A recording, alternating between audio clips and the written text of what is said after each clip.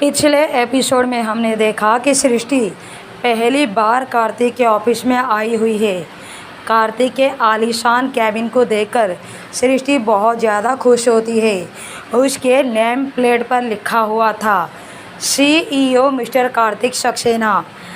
इस नाम को देखकर सृष्टि के चेहरे पर एक प्यारी सी स्माइल आ जाती है। कार्तिक का कैबिन वैसे तो पूरे कांच के शीशे का बना हुआ था, लेकिन वो शीशा कुछ इस तरीके का था जिससे अंदर का बाहर कुछ भी नहीं दिखाई देता था। तभी सृष्टि का ध्यान एक खिड़की पर जाता है जो कांच की ही थी, लेकिन उसके पीछे का पर्दा हटा हुआ था और वो खिड़की थोड़ी खुली हुई थी। सृष्टि खिड़की के पास आती है और वहाँ से कार्तिक को देखती है। कार्तिक इस वक्त बिल्कुल सीरियस होकर अपने काम में मग्न था। उसका पूरा फोकस अपने काम पर था। कार्तिक के सामने कुछ फाइल रखी हुई थी और एक फाइल में कार्तिक कुछ काम कर रहा था और तभी कार्तिक को सृष्टि की प्रेजेंसी फील होती है। कार्तिक एकदम अपनी नज़र उठाकर चारों तरफ देखता है और सृष्टि वापस से साइड हो जाती है। कार्तिक वापस से अपने ख्यालों को झटकते हुए अपने काम में लग जाता है। खुद से ही बोलता है, वाइफी यहाँ कैसे आ सकती है। बाहर बानी सृष्टि के कंधे पर हाथ रखती है। सृष्टि बानी की तरफ देखती है तो बानी कहती है, चले। सृष्टि भी अपनी गर्दन हाँ में हिला देती है। फिर कुछ ही देर में बानी और सृष्टि दोनों ही मिस्टर रमेश चंद्र जी के ऑफिस में थे। रमेश चंद्र जी ने पूछा, मैडम आपने पूरा ऑफिस देख लिया ना और अपना काम भी समझ लिया ना। सृष्टि ने मुस्कुराकर हाँ में अपनी गर्दन हिला देती है और बोलती है, जी सर। रमेश चंद्र जी कहते हैं, गुड। अब कल से तुम्हें ऑफिस ज्वाइनिंग लेनी है। ऑफिस का टाइम है 9 बजे से शाम 5 बजे तक का। रमेश चंद्र जी की बातें सुनकर सृष्टि के चेहरे की हवाइयाँ उड़ जाती है। सृष्टि के चेहरे को देखते हुए रमेश चंद्र जी ने पूछा, क्या हुआ, कोई प्रॉब्लम। सृष्टि ने मुस्कुराकर कहा, नहीं सर, कोई प्रॉब्लम नहीं। अब मैं चलती हूँ, कल सुबह 9 बजे आऊँगी। कहकर सृष्टि वहाँ से निकल जाती है। कुछ ही देर के बाद सृष्टि अपने कार में परेशान सी सोच रही थी, सुबह 9 बजे मैं कैसे आ सकती हूँ। पति देव ही 9:30 बजे निकलते हैं और मैं उनसे पहले घर से कैसे निकल सकती हूँ। अगर मुझे 9 बजे ऑफिस पहुँचना है तो 20 मिनट पहले मुझे निकलना होगा। अब तो बस एक ही ऑप्शन है, आज रात मुझे पति देव को सब कुछ बता देना होगा और उन्हें मनाना होगा। आई होप कि पतिदेव मान जाए। यहाँ अनुराधा हॉस्पिटल से निकल रही थी। हॉस्पिटल के गेट के पास वो किसी से टकरा जाती है। वो लड़खड़ाकर गिरने ही वाली थी कि उससे पहले कोई उसका हाथ पकड़ लेता है। अनुराधा भी गिरने के डर से उसका हाथ पकड़ लेती है। 2-4 गहरी सांस लेकर अनुराधा ने खुद को शांत किया। अनुराधा ठीक से खड़ी होती है, सामने वाले की हाथ छोड़ती है। सामने की ओर देखकर थैंक यू बोल ही रही थी कि उसने देखा उसके सामने जैकी खड़ा था। जैकी मुस्कुराकर उसे ही देख रहा था। जैकी को देखकर अनुराधा का पारा हाई हो जाता है।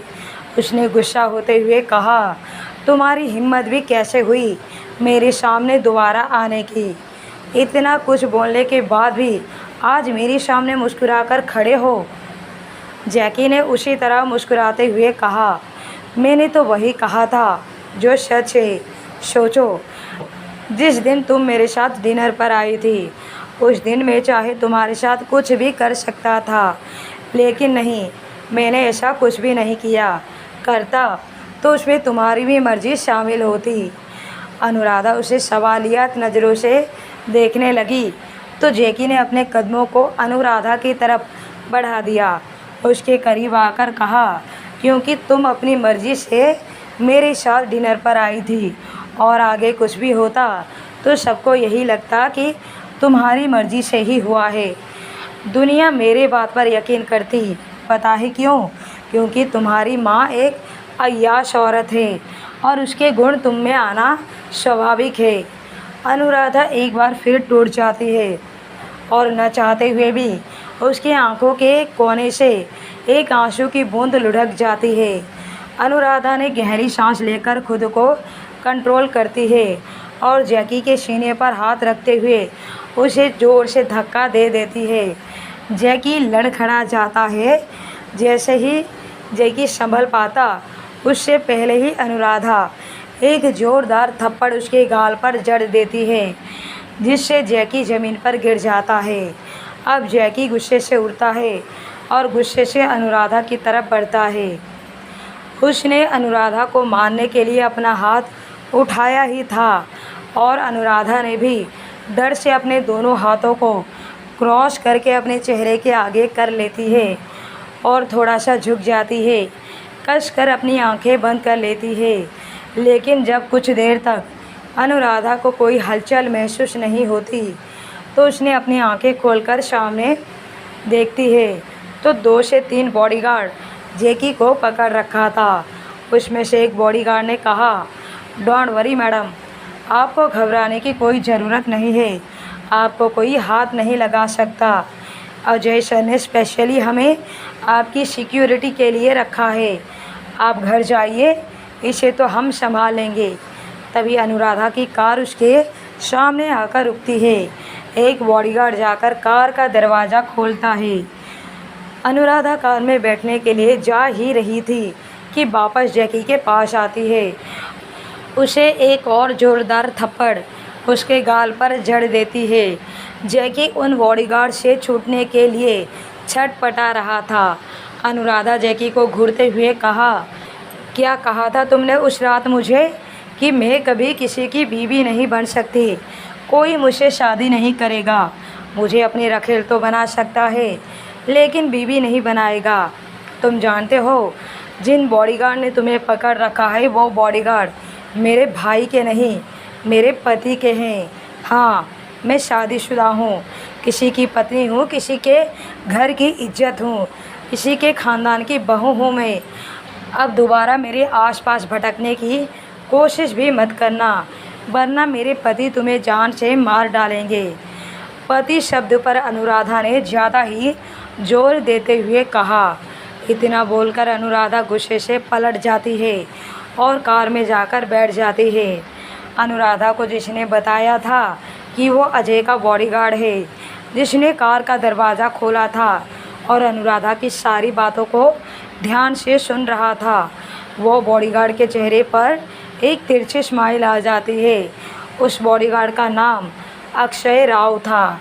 वो अजय की सिक्योरिटी का इंचार्ज हेड था।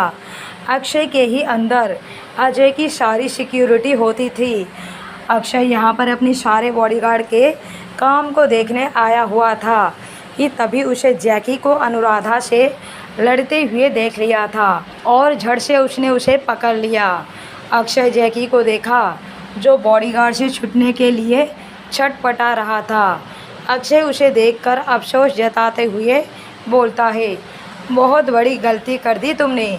तुम नहीं जानते हो कि तुम किस पर हाथ उठाने की गलती कर रहे थे। अगर गलती से भी मैडम को खरोच आ जाती तो। इतना बोलकर अक्षय सीटी बजाते हुए अपनी एक उंगली अपने गर्दन पर फेरकर आसमान की तरफ इशारा करता है और फिर पलट जाता है। बहुत ही सीरियस आवाज़ में हल्का गुस्से में बोलता है, लेकर चलो इसे बॉस के पास, अब वहीं इसका क्रियाक्रम करेंगे। दूसरी तरफ सृष्टि विला में अनुराधा और सृष्टि दोनों ही मिलकर किचन में खाना बना रहे थे। सृष्टि थोड़ा परेशान होकर अनुराधा को बोलती है, अनुराधा, सच में तुम्हारे भाई मान जाएंगे ना? मुझे डर लग रहा है, कहीं गुस्सा होंगे तो। मैंने उन्हें बिना बताए अप्लाई कर दिया था, वो भी उनके ही कंपनी में। अनुराधा सृष्टि को समझाते हुए बोलती है, भाभी, आप बेवजह परेशान हो रही हैं। हाँ, भैया नाराज़ होते अगर आपने किसी और के कंपनी में अप्लाई किया होता तो। आपने तो भाई के ही कंपनी में अप्लाई किया है तो आपसे वो नाराज़ क्यों होंगे। रात में थोड़ी पप्पियाँ छप्पियाँ दे देना, भाई ऐसे ही मान जाएंगे। सृष्टि अपने ख्यालों में ही गुम होकर बोलती है, इसी बात का तो अफसोस है कि नवरात्रि चल रही है, कुछ नहीं कर सकते, वरना तो डर की क्या बात है। तभी सृष्टि को एहसास होता है कि उसने फ्लो ही फ्लो में क्या कह दिया। अनुराधा ने सृष्टि को छेड़ते हुए कहा, क्या बात है भाभी, आप तो बड़ी रोमांटिक है। अनुराधा, मुझे छेड़ना बंद करो, वरना मैं तुम्हारा सिर फोड़ दूंगी। हाँ, तुम ना अपने बारे में सोचो, अगले हफ्ते अंकल आंटी आ रहे हैं, सोचो उनके सामने कैसे जाओगी। उन्होंने तुमसे अपने बेटे का ख्याल रखने के लिए कहा था, शादी करने के लिए नहीं। अनुराधा और सृष्टि का रिश्ता ननंद भाभी का कम और दोस्त वाला रिश्ता ज़्यादा बन गया था, इसलिए दोनों एक दूसरे के साथ बिल्कुल दोस्त की तरह रहते थे। अनुराधा ने थोड़ा सीरियस होकर कहा, भाभी, इसी बात का तो डर है मुझे, लेकिन मैं क्या करूं, शादी मैंने नहीं की, ज़बरदस्ती करी उन्होंने मेरे साथ। हुक्म तो ऐसे चलाते हैं जैसे मैं उनकी गुलाम बन गई हूँ। तभी अनुराधा के कानों में अजय की आवाज़ सुनाई देती है, जान, एक कप कॉफ़ी लाना। अनुराधा ने सृष्टि को देखते हुए कहा, देखा भाभी, आते ही ऑर्डर देना शुरू कर दिया। अनुराधा को देखकर सृष्टि को हंसी आ जाती है। तभी सृष्टि के कानों में कार्तिक की आवाज़ आती है, वाइफी, एक कप कॉफ़ी। कार्तिक की आवाज़ सुनकर सृष्टि और अनुराधा दोनों की ही हंसी छूट जाती है। थोड़ी देर के बाद सब लोग डिनर करके अपने अपने कमरे में चले जाते हैं। अनुराधा भी अजय के कमरे में चली जाती है, क्योंकि अनुराधा को पता था अगर वो खुद से उसके कमरे में नहीं जाएगी तो अजय उसे ज़बरदस्ती उठाकर अपने कमरे में ले जाएगा। यहाँ कार्तिक का कमरा। कार्तिक सोफे पर बैठकर अपने लैपटॉप पर कुछ काम कर रहा था। सृष्टि अपने हाथों पर बॉडी लोशन लगाते हुए बेड पर बैठे हुए कार्तिक को ही देख रही थी। कार्तिक एकदम से लैपटॉप से अपनी नज़रें हटाकर सृष्टि को देखते हुए बोलता है, कुछ बोलना चाहती हो। कार्तिक की बातें सुनकर सृष्टि एकदम से हड़बड़ा जाती है, नहीं नहीं, मतलब हाँ, कुछ बात करनी थी। सृष्टि की इस तरह से जवाब देने पर कार्तिक अपनी आंखें छोटी करके सृष्टि को घूरते हुए बोलता है, अब ये क्या है वाइफी, सच सच बताओ, क्लियर बताओ, क्या किया तुमने। कार्तिक की बात सुनकर एक पल के लिए सृष्टि घबरा जाती है, लेकिन फिर खुद को शांत करके एक लंबी सांस लेते हुए और फिर एक ही सांस में बोलती है, अभी जब आपकी कंपनी में इंटर्नशिप की वैकेंसी निकली थी तो मैंने भी उसमें अपना इंटरव्यू दिया था और मुझे आपकी कंपनी में जॉब मिल गई है। कल से ही मेरी जॉइनिंग है, सुबह 9 बजे से। कार्तिक ने चिल्लाते हुए कहा, what have you gone mad, मैंने तुम्हारे नाम से दुनिया भर में इतनी सारी कंपनियां खोल रखी है, कुछ करना ही चाहती हो तो उसे संभालो, और तुम मेरी ही कंपनी में इंटर्नशिप की जॉब करोगी। बिजनेस किंग कार्तिक सक्सेना की वाइफ उसी की कंपनी में इंटर्नशिप करेगी। तुम्हारे दिमाग में ये फालतू के आइडियाज़ आते कहाँ से है, और तुमने सोच भी कैसे लिया कि मैं तुम्हें ये सब कुछ करने दूंगा। सृष्टि ने कार्तिक को समझाते हुए कहा, पतिदेव शांत हो जाइए, पहले मेरी बात सुनिए। देखिए, आपने मेरे नाम से बहुत सारी कंपनी तो खोल रखा है, लेकिन मुझे बिजनेस के बारे में कुछ भी नहीं आता। कंपनी चलाने के लिए जो बिजनेस की स्किल और टेक्निक चाहिए होता है, मुझे कुछ भी नहीं पता, और ये सब कुछ सीखने के लिए ही मैंने आपकी कंपनी को ज्वाइन की है। आपकी कंपनी से अच्छा एक्सपीरियंस मुझे कहाँ मिल सकता है। कार्तिक ने कुछ सोचते हुए कहा, अगर ऐसी ही बात है तो मुझे तुमने बताया क्यों नहीं था। सृष्टि ने कहा, अगर मैं आपको बता देती तो आप मुझे ये सब कुछ करने नहीं देते, इसलिए मैंने आपको नहीं बताया था। दूसरी बात, मैं अपनी कंपनी में आपके पहचान से नहीं बल्कि खुद के पहचान से काम करना चाहती हूँ। इतना बोलकर सृष्टि डर से अपनी आंखें बंद कर देती है। अगले ही पल सृष्टि को एक धक्का लगता है और वो बेड पर गिर जाती है। कार्तिक उसके ऊपर आते हुए बोलता है, एक बार तुम ठीक हो जाओ वाइफी, फिर मैं तुम्हें बताता हूँ। सृष्टि अपने दोनों हाथों को कार्तिक से लपेटकर किसी बंदर के बच्चे की तरह उससे चिपक जाती है। दूसरी तरफ अजय का कमरा। अनुराधा अपनी आंखें बंद करके करवट लेकर बिस्तर पर लेटी हुई थी और तभी अनुराधा को अपने पेट पर किसी की ठंडी छुअन महसूस होती है और अपने गर्दन पर किसी की गर्म सांसें महसूस होती है। उसने झट से अपनी आंखें खोली और अजय के हाथ को पकड़ लेती है। सीधा लेटकर अजय के सीने पर हाथ रखते हुए बोलती है, ये आप क्या कर रहे हैं? आपको सुबह ही बताया था कि नवरात्रि चल रही है, तो ये सब कुछ बंद, और आप फिर भी। अजय अनुराधा के दोनों हाथ को पकड़कर बिस्तर पर दबा देता है।